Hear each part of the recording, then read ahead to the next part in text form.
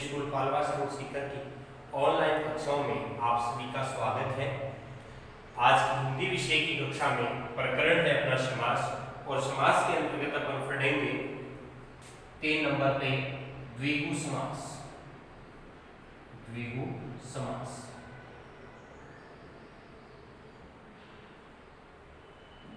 द्विगु समास की परिभाषा है ऐसे सामासिक शब्द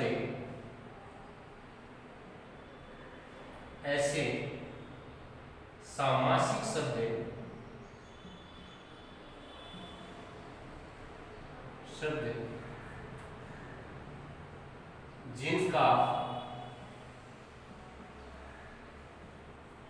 प्रथम पद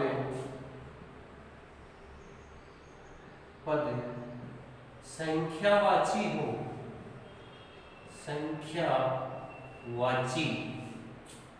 हो तथा द्वितीय पद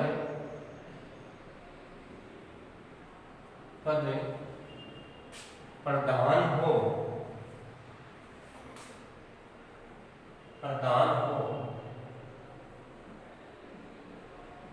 तो वहां पर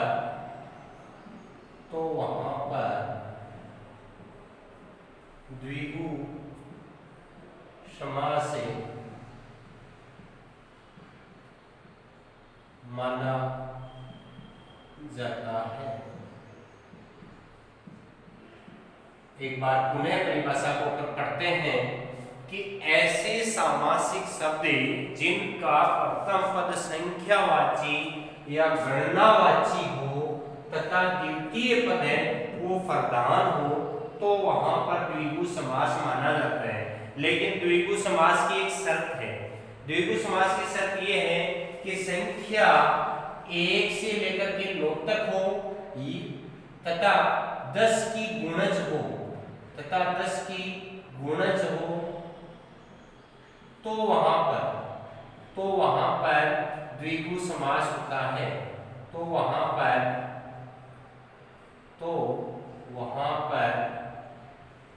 द्विगु समास होता है। अन्य कोई संख्या अगर आती है किन संख्याओं के अलावा 1 से 9 तक है वह 10 की गुणज के अलावा कोई संख्या आती है। इनके अलावा कोई संख्या आए तो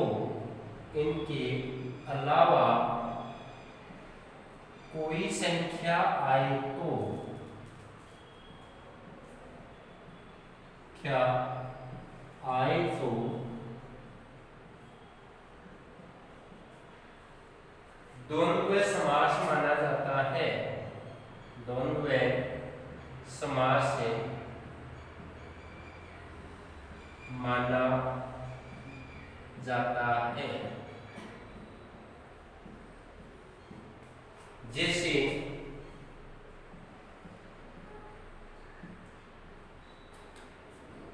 31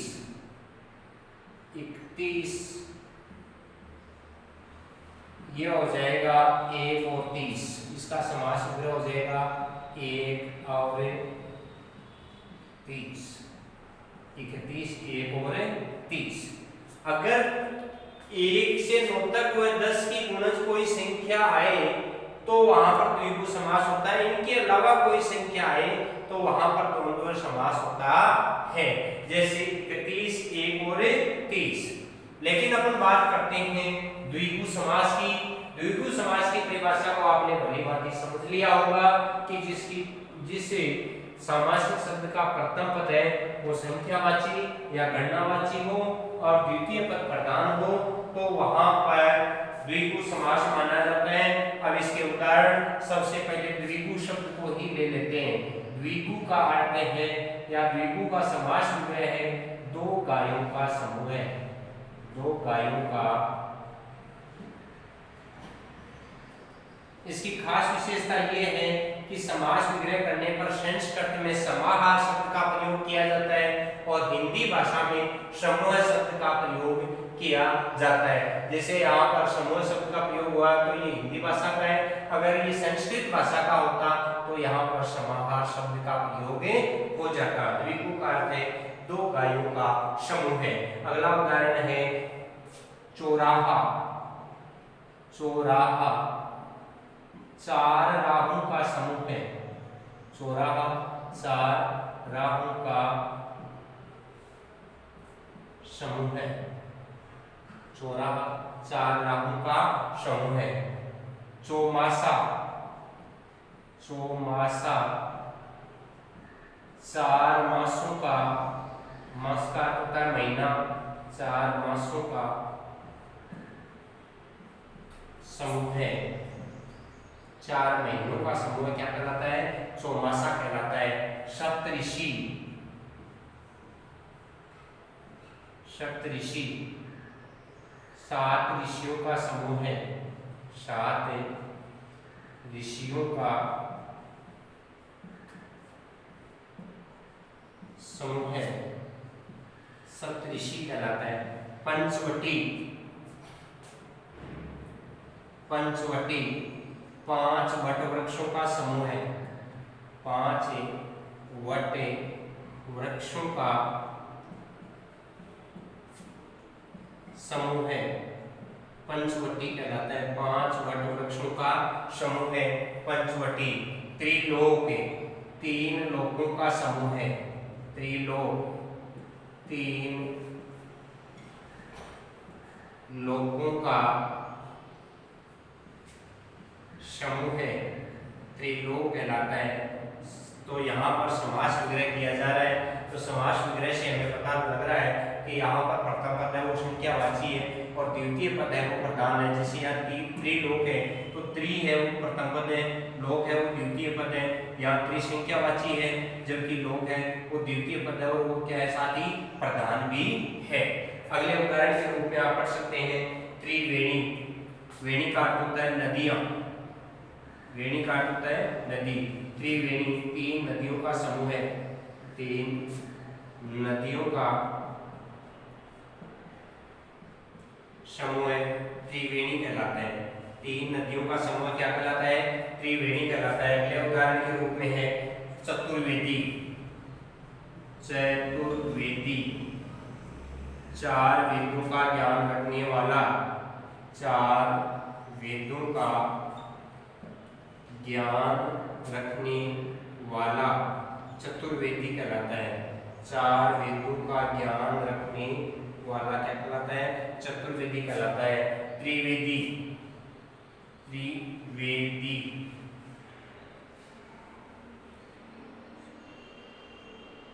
त्रिवेदी तीन वेदों का ज्ञान रखने वाला। त्रिवेदी तीन वेदों का ज्ञान रखने वाला क्या कहलाता है? त्रिवेदी रखने वाला। तीन वेदों का ज्ञान रखने वाला त्रिवेदी कहलाता है और दो वेदों का ज्ञान रखने वाला द्विवेदी कहलाता है। दो वेदों का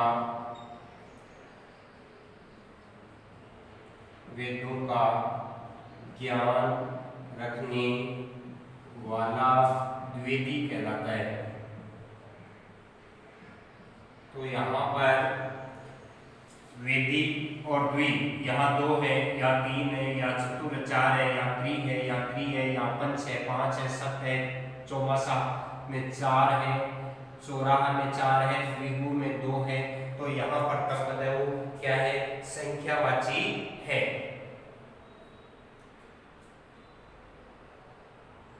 अगले उदाहरणों के रूप में है चौपाया।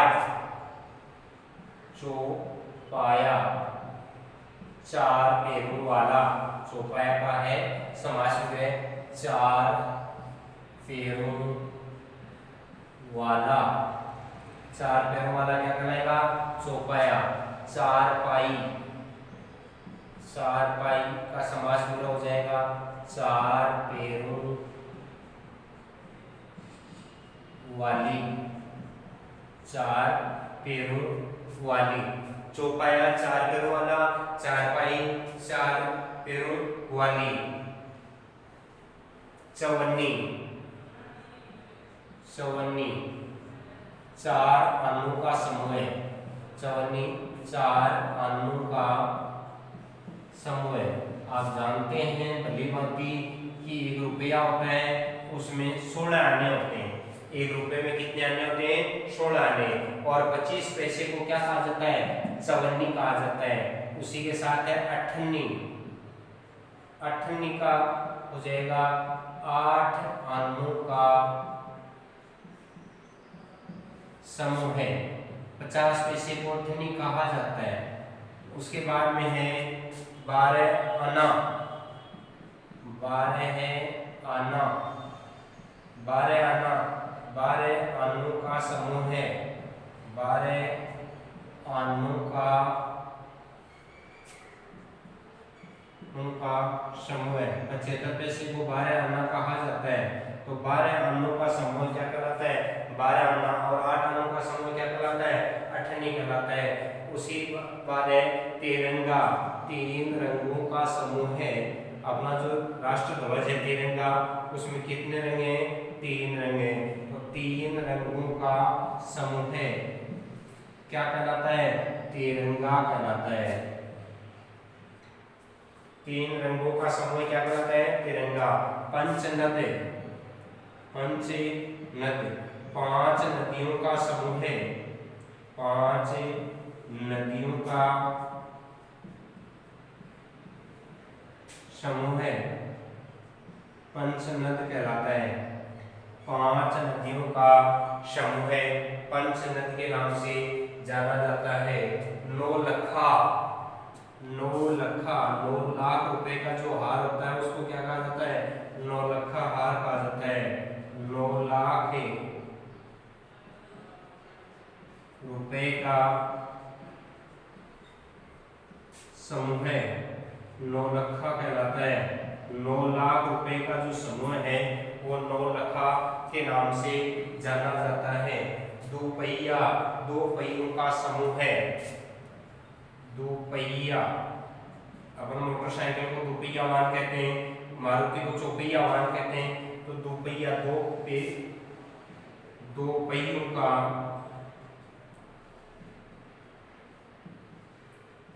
समूह है। तो यहाँ पर आपको देखने को मिल रहा है कि प्रथम पद है वो संख्यावाची है और द्वितीय पद है वो प्रधान है। यहाँ पर द्विगु समास है। उसी के साथ है अगले उदाहरणों में अपन देख सकते हैं कि 2 मंजिला 2 मंजिलों का समूह है। 2 मंजिला का है समास विग्रह। 2 मंजिलों का समूह है।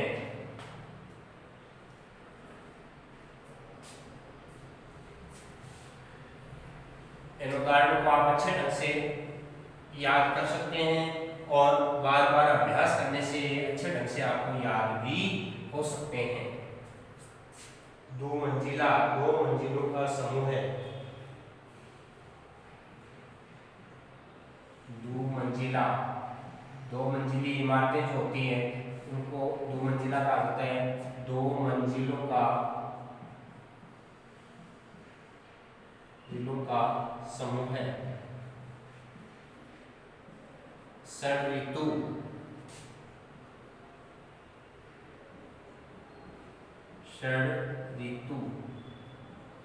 6 ऋतुओं का संस्कृत भाषा का है जिसका अर्थ होता है 6। षड का अर्थ क्या होता है? 6 ऋतुओं का 6 ऋतुओं का समूह है। षड ऋतु कहलाता है। 6 ऋतुओं का समूह क्या कहलाता है? षड ऋतु कहलाता है। अगले उदाहरण में आप देख सकते हैं शतसही।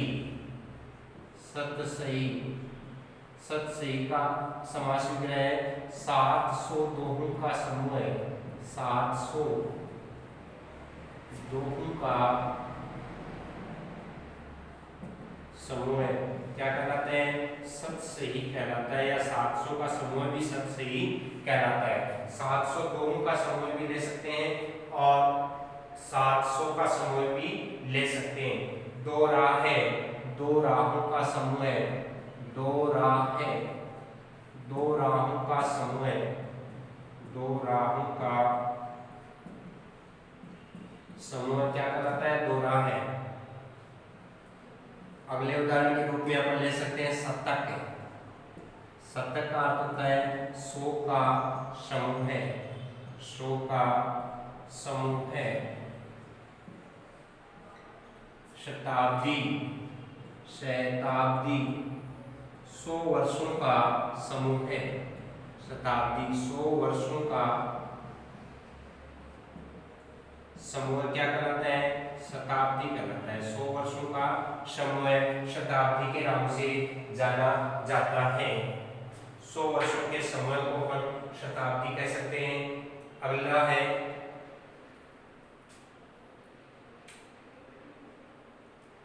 अगले उदाहरण के रूप में अपन ले सकते हैं चतुर्वर्ग। चतुर्वर्ग 4 वर्गों का समूह है, 4 वर्गों का समूह है। चतुर्वर्ग में 4 वर्गों का समूह है। दुपट्टा 2 पट्टों का समूह है। दुपट्टा 2 पट्टों का, 2 पट्टों का समूह है। इस प्रकार से ये अपना है द्विगु समास। द्विगु समास की एक बार परिभाषा अपन पुनः देखते हैं और पुनः परिभाषा के रूप में अपन पढ़ते हैं।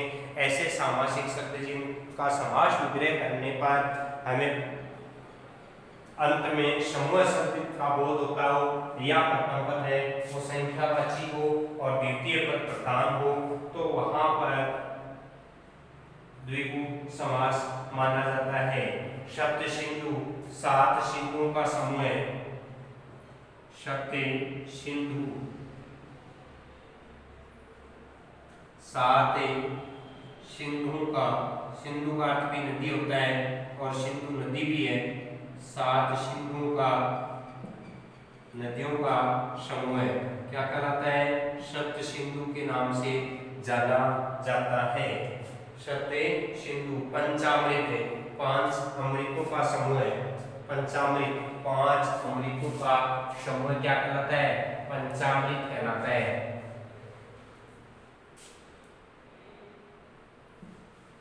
पंचामृत 5 अमृतों का समूह है।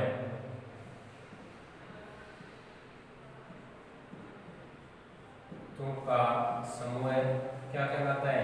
पंचामृत कहलाता है। 5 अमृत हैं वो, उनका समूह पंचामृत कहलाता है। सतरंगा 7 रंगों का समूह है। सतरंगा कहलाता है। सतरंगा, सतरंगी या सतरंगा, सतरंगी चुनरी के लिए प्रयुक्त होता है और सतरंगा 7 रंगों का समूह है।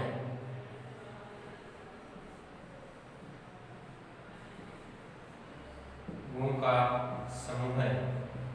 क्या कहलाता है? सतरंगा कहलाता है। इस प्रकार से ये हुआ अपना द्विगु समास।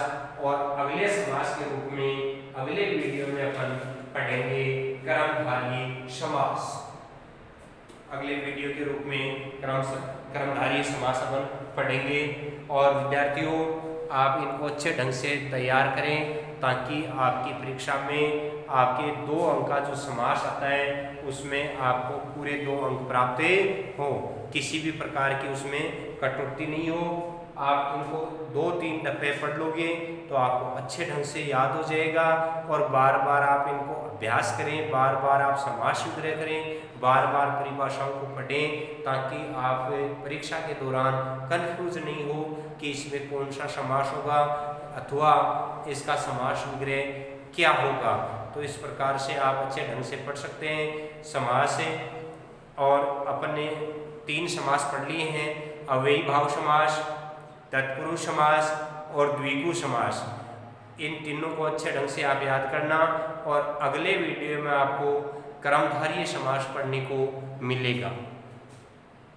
Thank you.